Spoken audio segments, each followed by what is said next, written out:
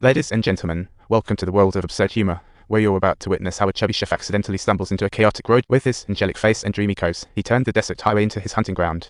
The police were flabbergasted. Who would have thought the killer would be a seemingly innocent little bunny?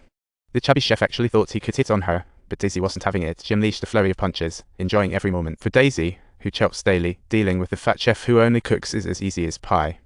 The chubby chef took a beating and didn't let out a sound. His last cry was reserved for the kitchen. After toasting the chubby chef, Daisy set her sights on a new hunt at a gas station. Don't be mistaken, she wasn't out shopping but rather gearing up. The gas station owner was so captivated by her looks he rushed to inquire about pricing.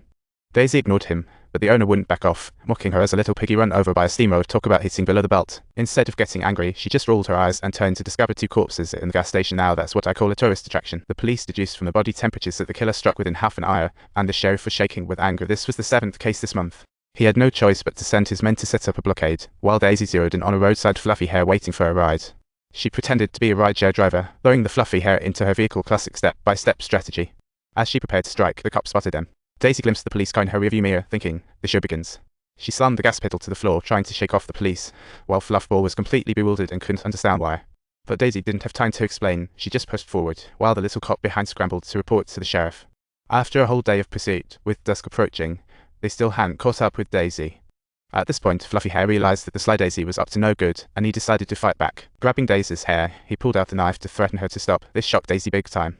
But Daisy was quick on her feet. She pressed the lighter and stomped on the brakes, sending him flying into the dashboard. Seizing the moment, she grabbed the lighter and pressed it against his palm, causing him to scream and push her away. He tried to subdue Daisy, only to realize she had already wriggled free.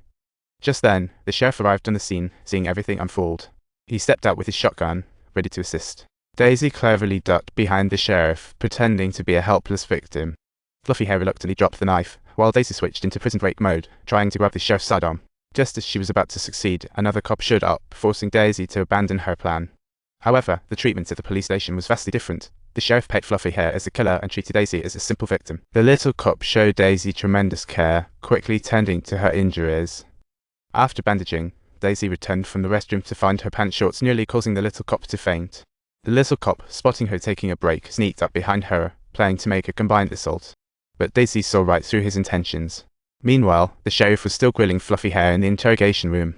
The little cop attempted to snatch his gun, only to be elbowed by Daisy, truly a cockroach that can't be killed. The little cop grabbed Daisy and threw her down, completely oblivious to the sheriff outside. He attempted to overpower her but underestimated Daisy just as he seemed to get the upper hand. She bit off his ear. The little cop's screams finally caught the sheriff's attention, while Daisy mercilessly choked his neck. She found the keys to unlock the handcuffs, planning to make a quick exit from the dangerous zone, but the sheriff tried to intervene. In the end, he got shot by Daisy, and seeing this, Fluffy Hair seized the chance to escape, prompting Daisy to hunt him down. However, Fluffy Hair miraculously made it outside the police station, the real old fox. He tried to make a run for it in a car, but the